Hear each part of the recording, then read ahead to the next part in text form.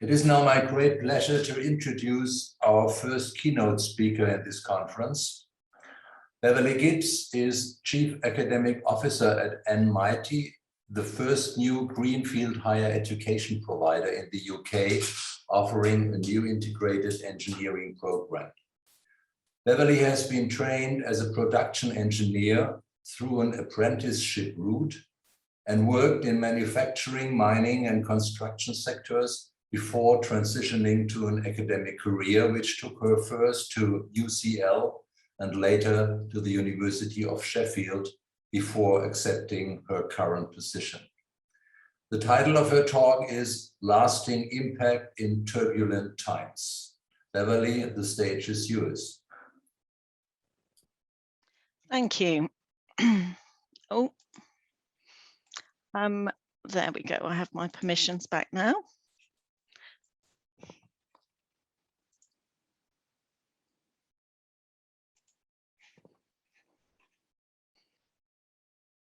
Good morning, everyone.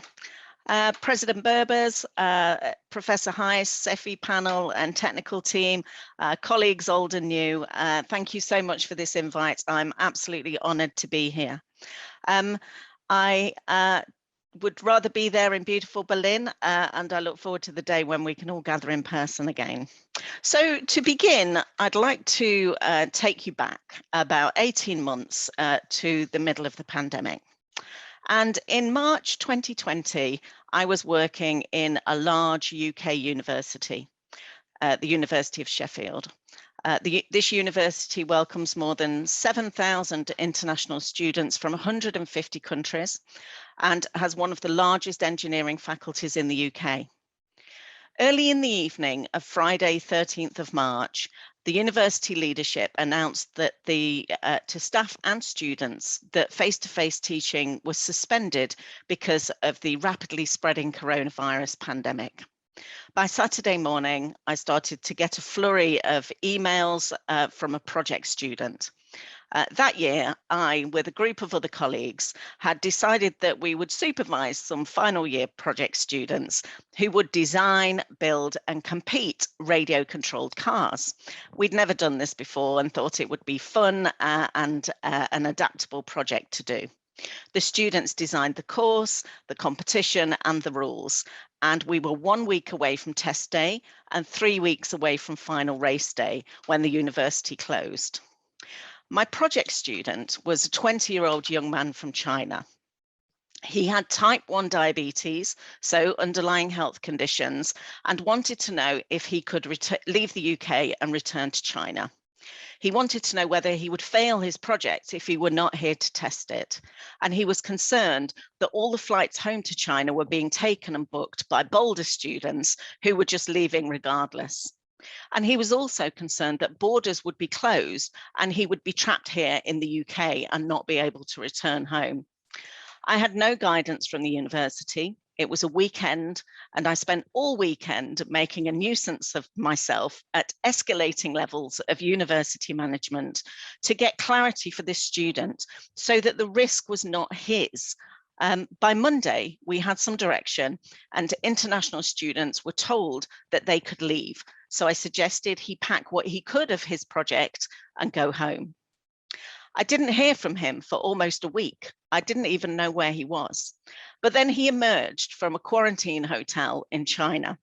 It had taken him 28 hours to get home because there were no direct flights left. But there he was in a hotel with terrible internet connection where we could barely communicate.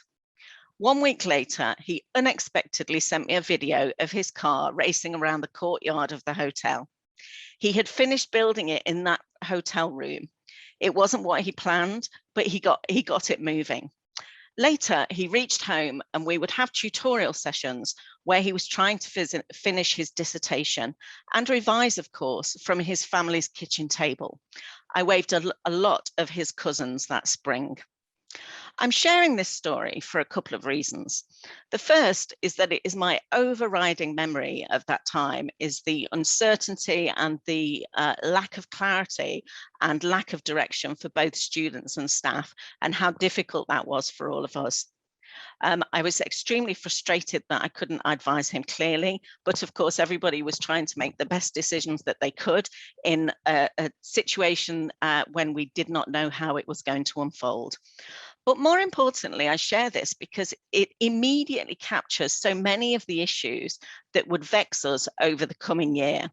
Issues like the physical and mental well-being of students, how we can facilitate collaboration amongst students who are no longer together physically, what kind of digital access our students have, including having a reasonable environment to work in, and I'll come back to this later.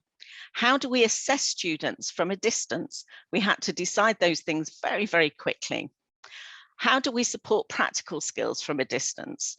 And frustration with slow decision-making from senior leaders, and that frustration has been felt by both students and staff. And I think that in that very first weekend, we could see these issues arising immediately, and they are issues that have stayed with us for 18 months now, and that we're still trying to find solutions to. So at this time, I was part of a network of other colleagues from UCL and the University of Bath, and we decided to gather together as a group to work through some of these problems. We didn't have any answers. There was no sense that we were sharing best practice here. We were getting together on a weekly basis to talk through some of the issues that were arising, to provide a forum to air some of these challenges, and to try and make sense of what we were seeing with students and some of those very quick ways that we could support students as we all tried to learn how to use a whole variety of different communication technologies and platform. And so this resulted in a publication that came out in the summer, which was a first edition of Emerging Stronger. And we solicited case studies from across the sector, including some from Europe, and people told us how they were responding to different kinds of, different themes of problem that were arising. And we also asked students what their experiences were, and we consolidated these into a report called Emerging Stronger. So I just want to take a moment to share with you what students were saying at that time. So in that publication, we ran a competition to encourage students to talk to us about what their experiences of learning in the pandemic were and what they would tell us if they knew that we were listening. So what advice would they give us as course designers, educators, leaders that they would want to hear? And here are a few of them. They are reported in their fullness in the report, but there are some interesting insights here into what the life of students has been like.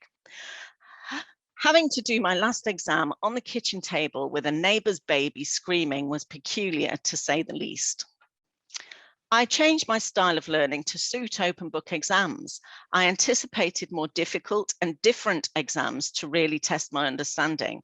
As such, I spent more time learning the real content of the module rather than studying past papers to assess the question structure and patterns, which I usually do to help me with exams. So you really see a difference between surface and active learning there. Working remotely on our project gave us the chance to develop new skills, work together in a completely different way, and effectively utilize digital technologies. One of the greatest challenges that eventually became an asset was the ability to be flexible. As a team, it helped us to understand different situations better. So if this approach could be used more by lecturers, it would take a lot of the stress out of having to work virtually. So this student had worked on an extracurricular project and had completely grasped a whole range of different technologies and ways of working, shown a huge amount of entrepreneurialism and initiative, and was basically wondering why lecturers were not able to do the same thing. The least enjoyable aspect of online teaching was the complete lack of experimental laboratory work. Frustratingly, I had insufficient data to complete my project and was provided with mock data for my module's coursework. And this frustration and the lack of practical experience was a real theme that came through the student submissions, is that they felt that this really undermined their experience. They feel that it detracts from the value that is inherent in an engineering course, and they feel the absence of that undermines their employability. So there was a lot of rich data around how students understand what they think practical skills are for and how important they think they are, and that is still there. I'm an interactive learner, so for me, there is no replacement for practical lab activities. I feel like the replacement options were suitable to demonstrate the key knowledge, mostly just showing the applications of what we learned in lectures, but normally in labs, something clicks whilst doing the activity and cements the lecture content. This doesn't seem to happen with replacement labs. So those of you that like hand-mind theory will perhaps see what the student is arguing there.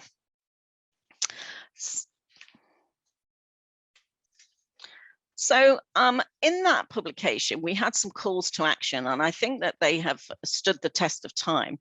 So the first one was a call for action for more diverse assessment methods that better support the development of graduates with the skills that industry needs. And this has been a long-standing issue in engineering education. You know, exams have a purpose and they have a value, and they can have a place in an engineering curriculum. But in my opinion, we are over reliant on exams because they are straightforward. We think that they're robust and they are relatively easy to administer. But the problem is that they don't really develop any useful capabilities at all. And so in terms of an assessment format, they don't add any value. There is a whole alternative range of assessment activities that you can be giving to students that will further enhance professional capabilities.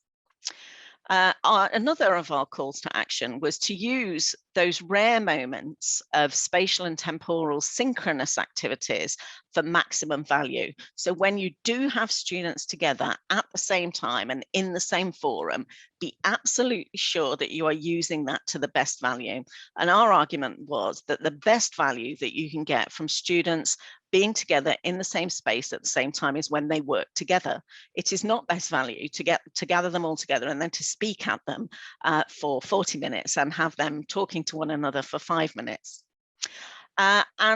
And thirdly, to address the practical gap through a close focus on learning outcomes, exploring alternative means to reach those outcomes. So when we do laboratories and practical exercises, we can be trying to achieve a whole different range of learning outcomes, and really to understand how to start to meet some of those through alternative means, you have to understand and break those down.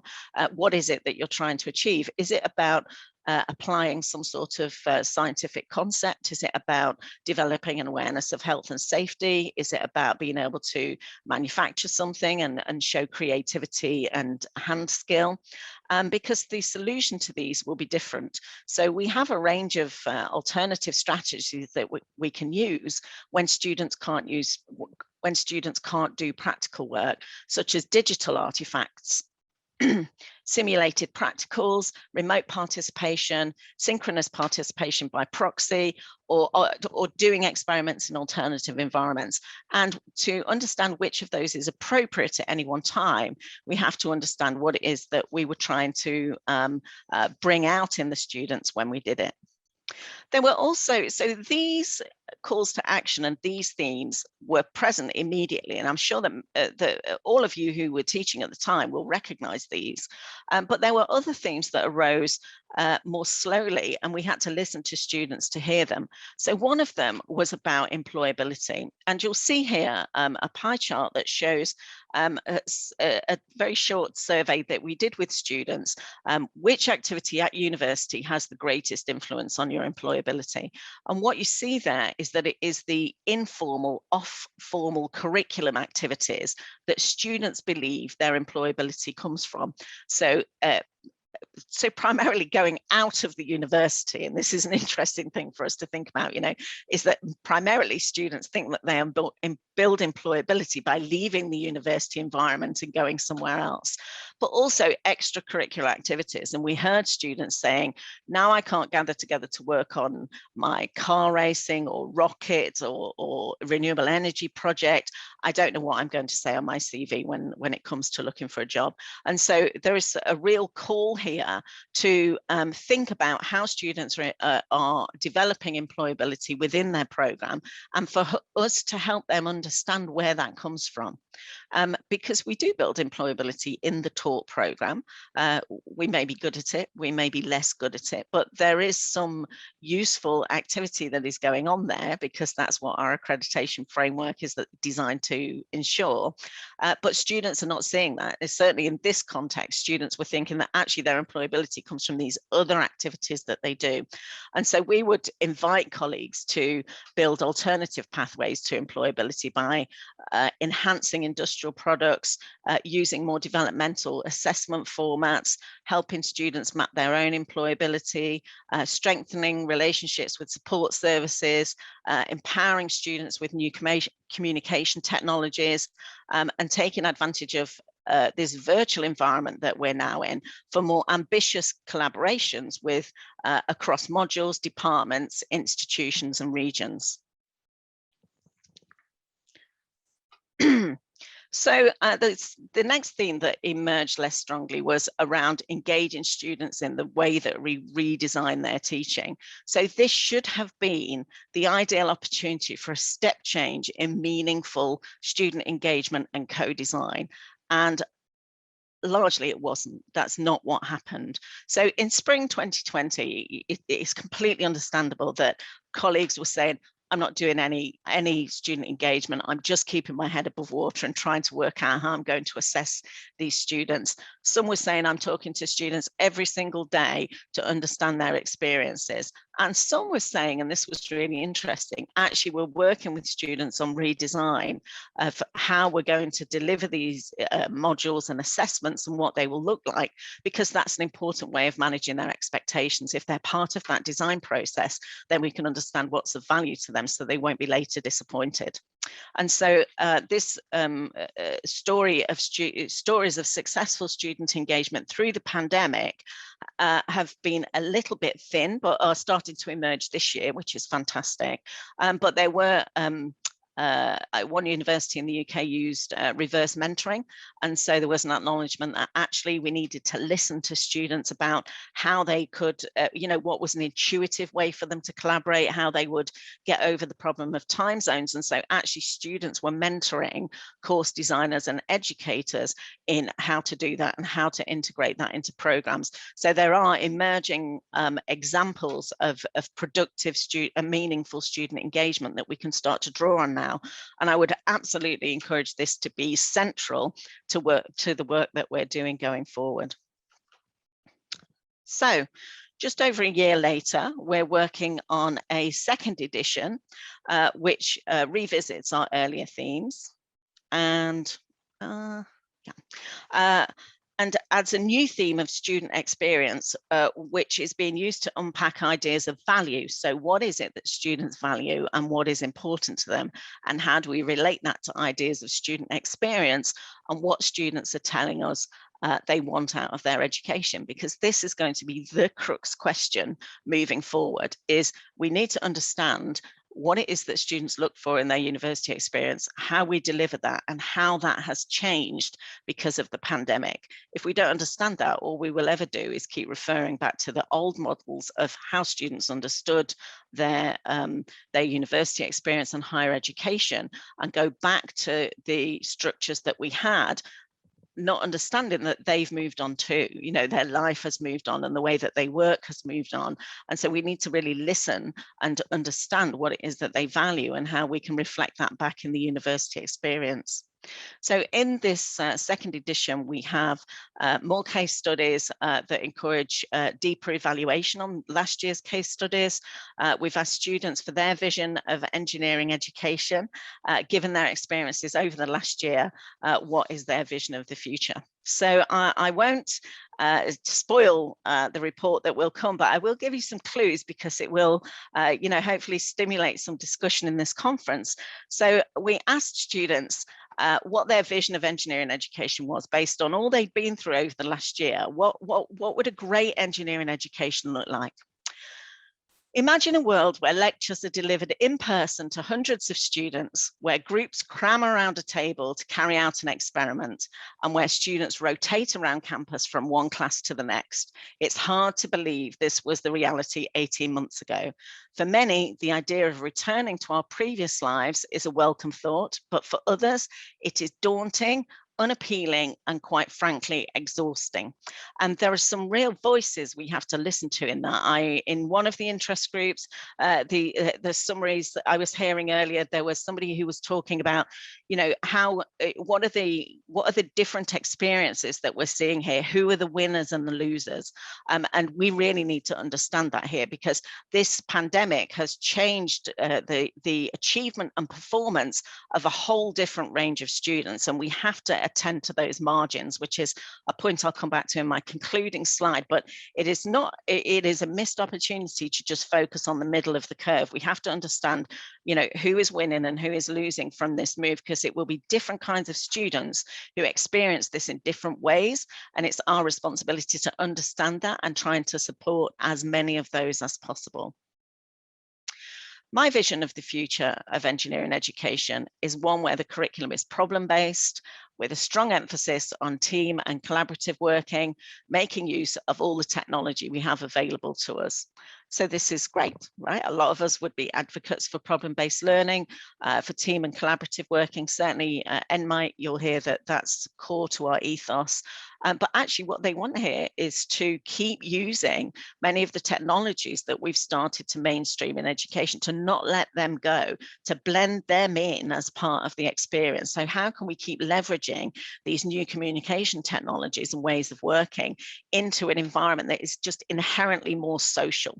And that social aspect is hugely important. And the voices of students who were saying it is just so lonely, and actually a lot of our anger is directed at educators about the pivot and the change, but actually it's misdirected, and it's because we miss social contact. And so understanding really what underlies student concerns is really important. So listening, not just hearing. COVID-19 has provided the opportunity for institutions to learn from the deliverance of degrees on an online platform, widening participation and reducing disparity. Personally, this opportunity allowed me to safely proceed with my engineering degree online whilst heavily pregnant. So I don't know this student. I pulled that from an anonymized quote.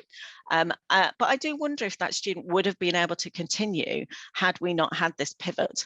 So this is a good example of one of those kind of moments of inclusivity to think about, would this student have been able to continue? And what does it mean, when we can, better manage the demands of being online and moving around? What does that mean for the different kinds of learners who can become part of our learning experience? So I'll just pause. So there's still a huge amount that we don't know. We have an absolute mass of data. We have a massive anecdote. We have a massive experience, and it's going to take time to make sense of it. That's not going to come really quickly. And we should be cautious at thinking that we've reached solution and understanding to these things too quickly, because it's going to take time to work through, and certainly time for us to process, because a lot of us have just not had the time to do that with any kind of distance at all over the last 18 months. So we've talked a lot about constraints and the pandemic as a stimulus, and have reached this point of students starting to articulate what a different kind of engineering education might look like. So I'll take this moment to look at my new home, NMITE, and what happens when you have a blank sheet of paper. So do you come up with different kinds of solutions, and what kind of an engineering education do you design when you try and remove as many constraints and as much history as possible? So NMITE, New Model Institute for Technology and Engineering, is so the original language, there's an interesting bit of linguistic work here, is that we used to be called a disruptive provider by the government, and the language has now changed to innovative provider.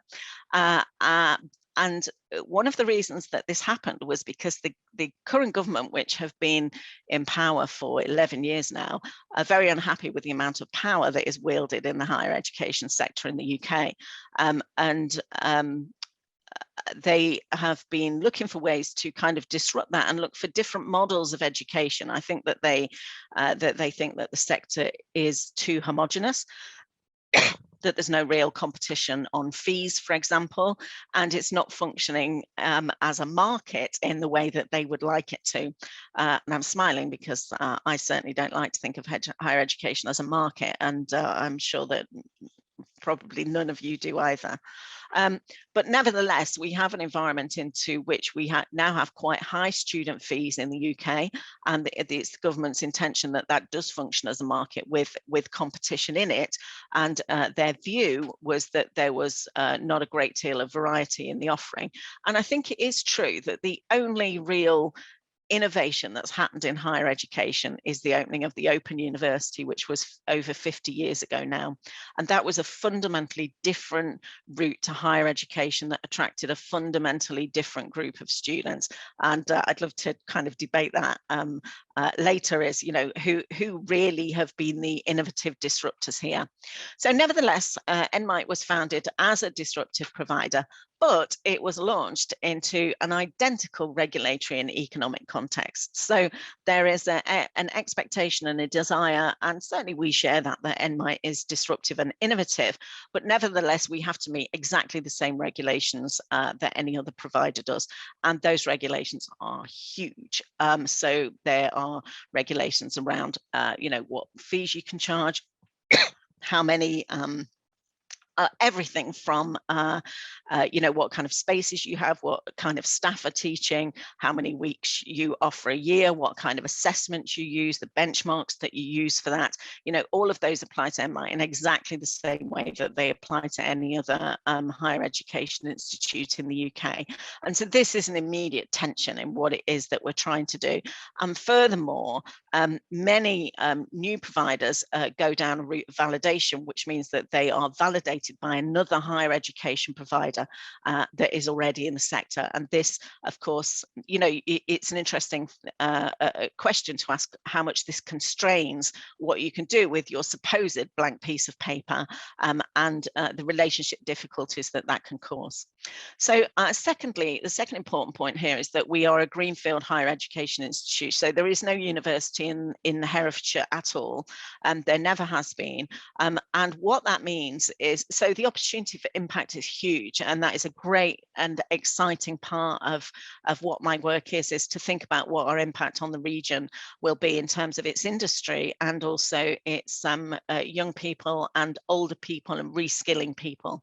But that means that we are building infrastructure as we go, and that is that's a very challenging thing to do. You're talking about, when you're talking about buildings, you're talking about deals that are, you know, multi-million pounds over many, many decades. And you're doing that in wild uncertainty about what kind of programs you're going to have, where your students are going to come from, and, you know, how they're going to study. That's still very experimental.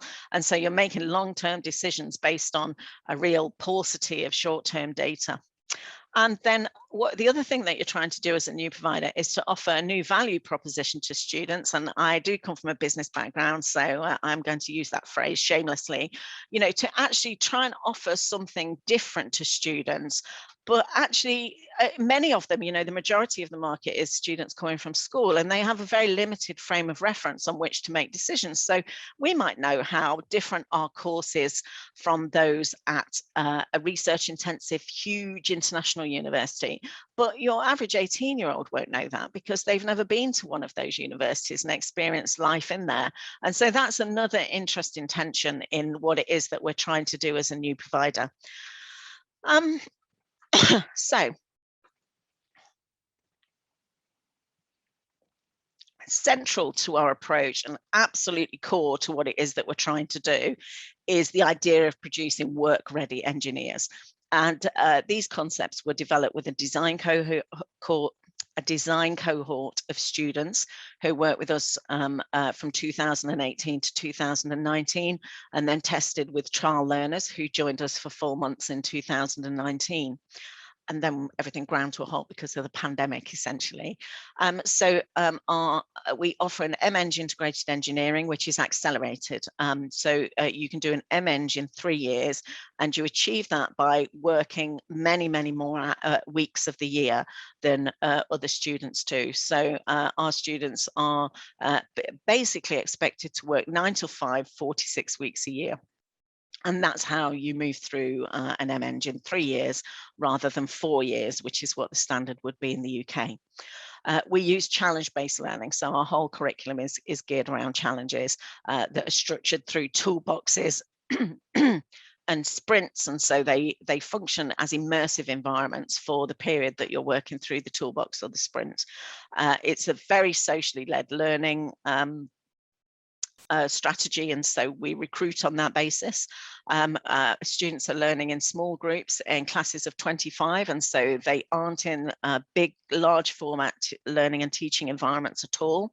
And we use authentic assessments. So there's something like 20 different assessment strategies in our Mng, and they're all geared towards workplace kind of outputs, producing specifications, doing oral exams. We have far more oral examination than you would normally find in an undergraduate program. We have production of artifacts, designs, those kind of things, debates, presentations. We pay meaningful attention to interdisciplinarity and integration. So not just on an engineering level, we look at materials control, electrical, electronics, statics, dynamics, flow, heat, and energy. So like a general engineering program, but all the way through. We also integrate the arts, humanities, and social sciences, and have very explicit strategies of integration and application. So it's not left to the students to try and bolt these things together. We don't have a humanities module and then a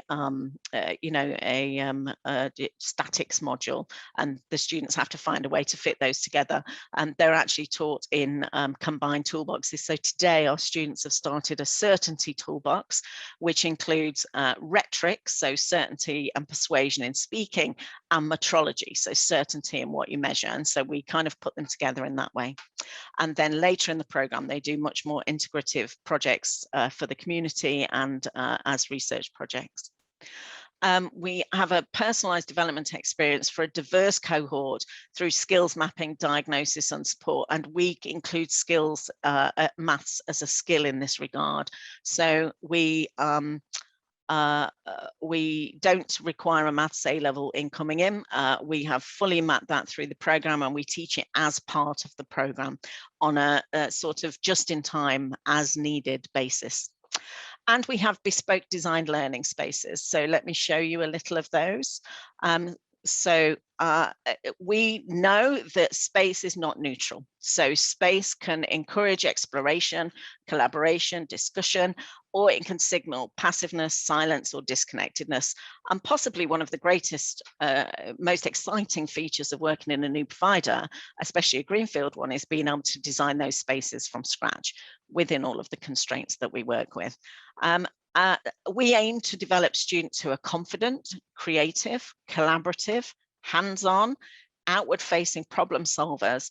And so therefore, we need learning environments that allow them to argue, express, work together, imagine, share, experiment, see problems, immerse themselves, and be close to the real world. And so we use a studio concept. Those of you that come from a more sort of architectural or sort of, you know, craft environment may be more used to that. So here's some students out. So it's very important to us that our central campus is in the middle of the city where students can see interesting things. So there's very much a walking about, looking at things, touching things going on here. And this is some of the trial learners looking at materials and structures. This is the River Wye. It has huge flooding problems. And that's obviously a great opportunity for an interdisciplinary challenge for NMITE. And so here they're looking at, you know, how the bridge and piers are constructed and how the river flows. Here they're looking at structures and materials just out in the city. So it doesn't need to be an industrial visit. You don't need a bus. You basically send them out on fact-finding missions to observe things in the real world that they can then come back and start to build into situational models. This is an example of our studio environment. And so our studio is a negotiation of different learning styles, essentially. And so we have these, so on the bottom, you'll see this kind of tiered seating and a comparatively small screen.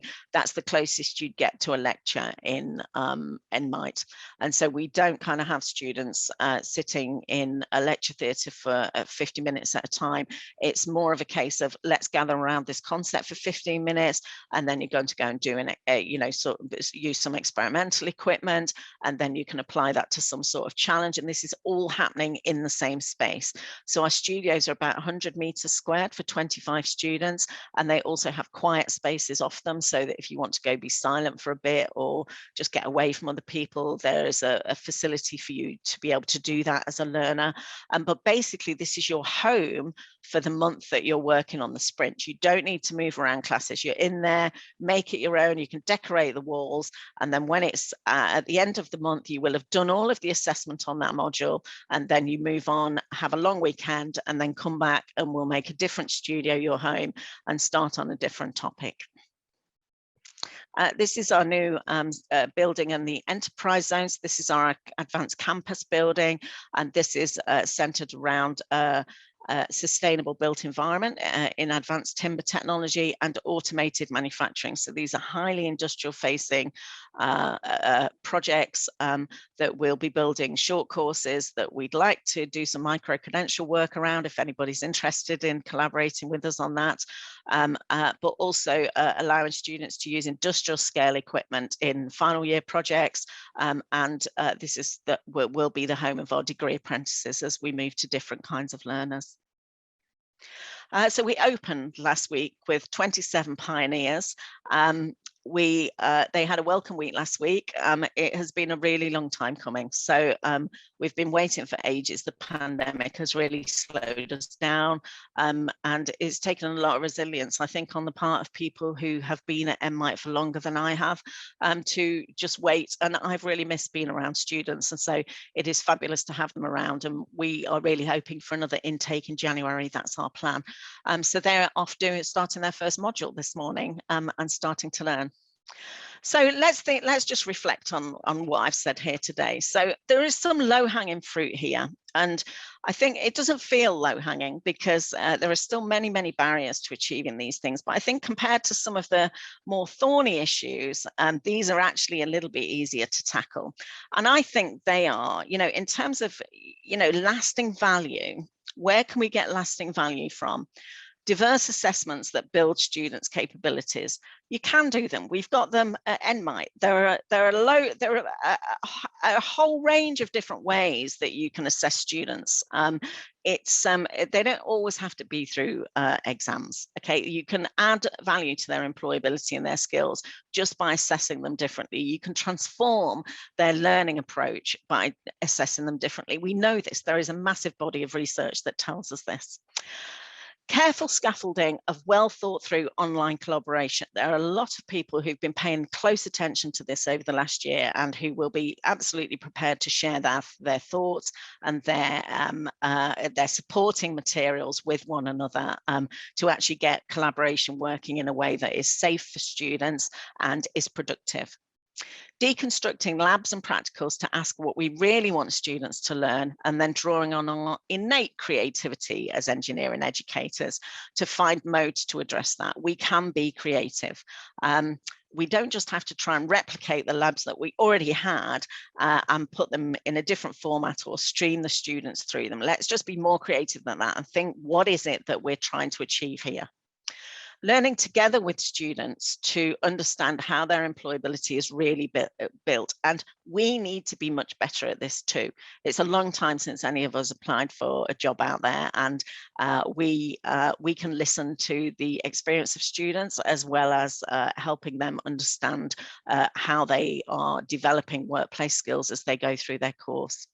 Really listening to students about their learning and experience and suspending judgment so that we all learn something together in these new times. Okay, we're not through yet. We are nowhere near having understood what it is that is most valuable about what we're doing now and what it is that we should lock down. And we need to keep talking to students to understand that. And really being brave enough to ask ourselves what students value, how we know what they value, and how we can deliver what they value. And I think that doing that will pay off, because we are faced with these very difficult questions around how we're going to use the campus now in the future. You know, how do we deliver a coherent student experience, and doing some high quality student engagement to start with, and as we go along with them, and some co-creation will really pay dividends around that.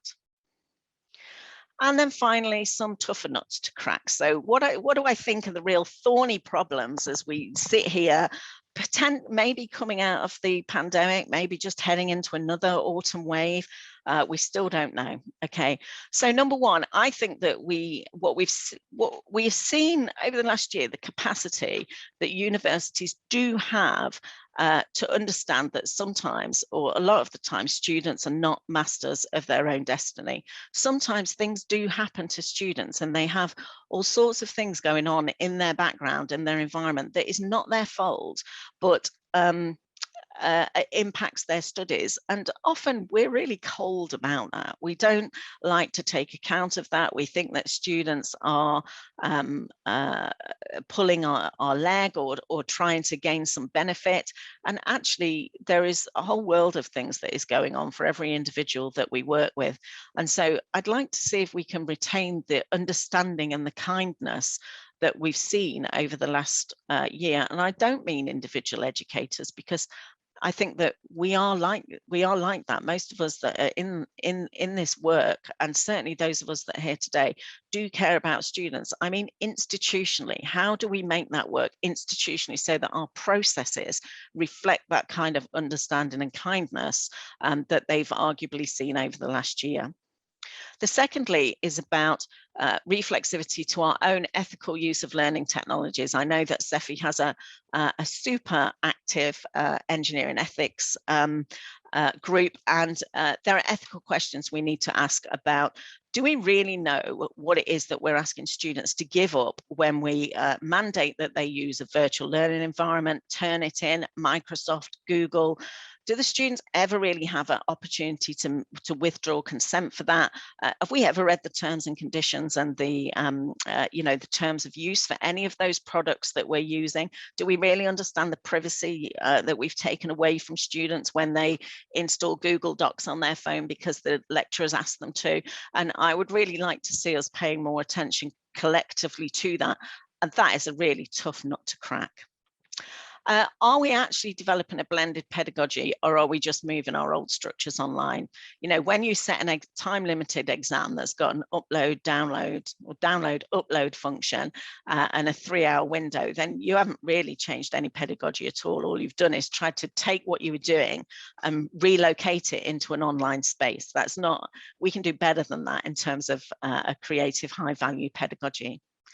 How can we use our existing estates to better effect? So are we so committed to our new pedagogical relationships that we're prepared to commit them to multi-decade, multi-million-pound infrastructure?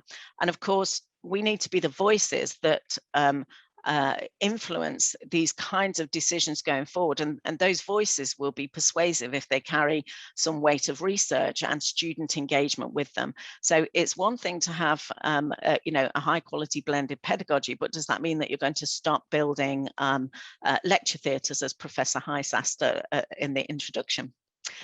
Number 5, are we consolidating into new structures, modes and routines too quickly before we've had a chance to really learn? So how can we keep some flexibility over the next couple of years so that we can be resilient? So until we really figure out what's going on here, are we locking into solutions too quickly, or can we keep some flexibility? How can our blended courses be more than the sum of the parts? So, oh, hang on. Sorry. So we can change modules. We can blend modules. Can we blend a whole experience? Who's the architect for that? So when I was at the University of Sheffield, I led a large curriculum change project that was underpinned by a philosophy called the program level approach. And this was to encourage a way of thinking that said that, the course is not just a collection of modules, it's actually about a whole experience that includes what students are doing outside the taught sessions and how they use the campus.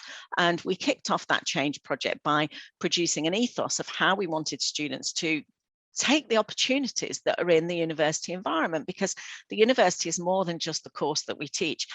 Are we doing that in this new blended pedagogy, or are we just looking at our module? And if we are doing that, who is the architect for that? Who is making those decisions around what is available at a social level and a fuller experience level for students in a blended engineering education?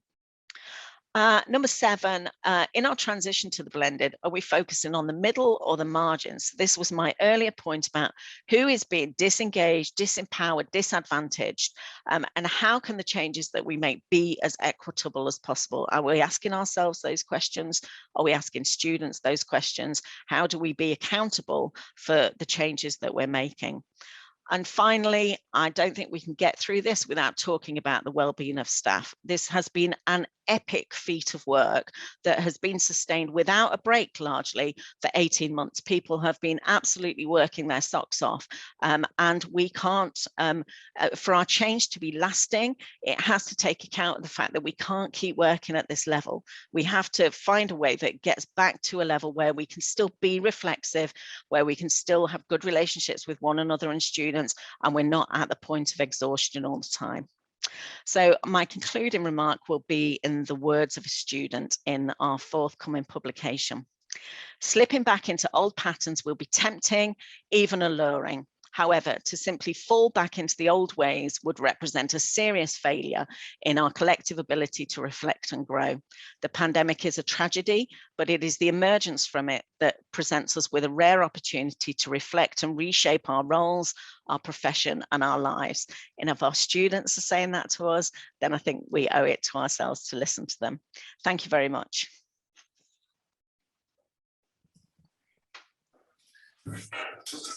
Thank you very much, Beverly, for this great and inspiring talk and sharing your insights and introducing us to the NMITE approach.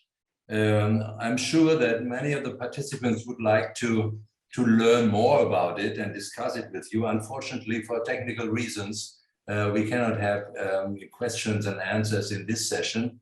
However, you have the opportunity to talk to Beverly in a dedicated session called Meet the Keynote Speaker at 12 p.m.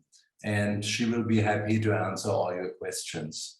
So thank you again very much, Beverly, and we really enjoyed your talk, and it will help us for the future.